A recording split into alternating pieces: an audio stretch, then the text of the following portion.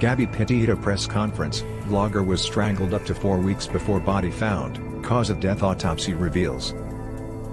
Gabby Petito's autopsy results have revealed that she was strangled up to 4 weeks before her body was found.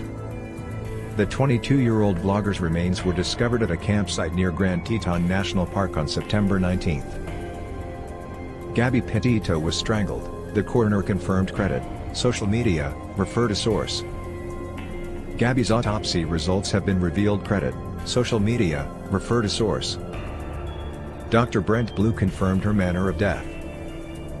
The manner of her death was ruled a homicide, but the autopsy report has revealed information on her cause of death. Teton County Coroner Dr. Brent confirmed that Gabby Petito died by strangulation during a press conference on Tuesday afternoon. He added that Gabby's predicted death was 3 to 4 weeks before her body was found. The doctor also confirmed that Gabby Petito was not pregnant at the time of her death and that a toxicology report was unable to be released at this time. Following the autopsy, the young woman's body was returned to the mortuary who were dealing with the family at this time, the doctor added.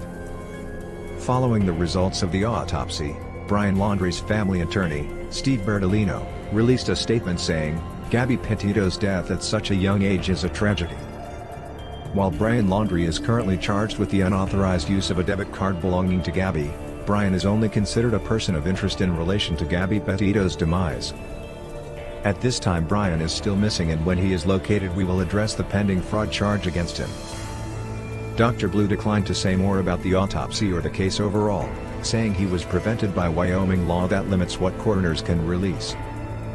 Shortly before the press conference, a private investigator claimed that Gabby may have been strangled to death based on her body language in police body cam footage. Jason Jensen, a Salt Lake City-based investigator, believes the vlogger's cause of death could be asphyxiation. He referred to Gabby's body language while she was being quizzed by cops in Moab, Utah on August 12. In an interview with Fox News, Jensen claimed, "I wouldn't be surprised that it's manual strangulation. Any victim that's been choked before, their natural reaction is to lower their chin to their clavicle to prevent that hand from going around their throat."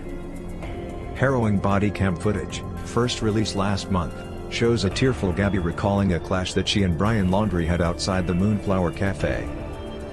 She said that their morning had been stressful and explained to cops that she had been apologizing to her fiancé for her OCD. Gabby alleged that Laundrie had grabbed her face, left a burning gash on her cheek and red marks on her arm as cops noticed some bruises. She told cops, "Well, he grabbed me, with his nail, and I guess that's why it hurts." Gabby alleged that Laundrie had told her to shut up as she appeared to admit that she hit him first. While the vlogger appeared distressed, her fiancé seemed calm throughout as he told cops his story. He told the police, Gabby, gets really worked up, and when she does she swings and she had her cell phone in her hand. So I was just trying to push her away. Laundrie claimed that Gabby had attacked him, alleging that she scratched his face and arm. He said, "She had her phone and was trying to get the keys from me.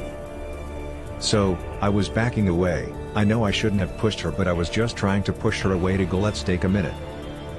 It wasn't clear if Tuesday's determination might lead to additional charges against Brian Laundrie, who is considered a person of interest in her disappearance and remains unaccounted for. Brian and Gabby, who met in New York before moving to Florida 2 years ago, were around 2 months into their planned 4-month cross-country road trip touring the U.S. national parks before Gabby vanished sometime around August 27. Brian quietly returned home to Florida alone on September 1, failing to alert police or Gabby's family that she was missing. He reportedly acted without a care in the world upon his return, neighbors said, mowing the front yard and enjoying idyllic bike rides with his mom.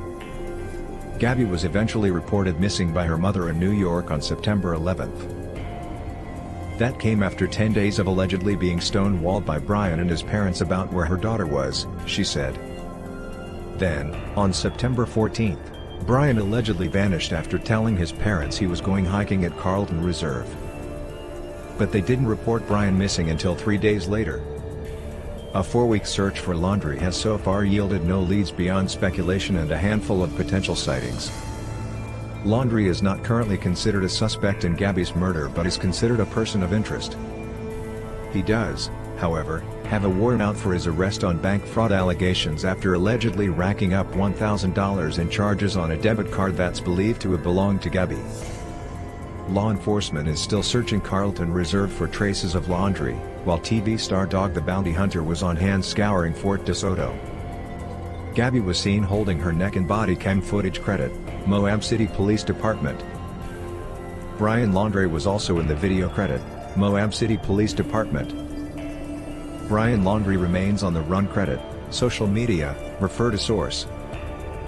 Gabby Petito may have been strangled to death, Pi claims based on key moment in body cam video.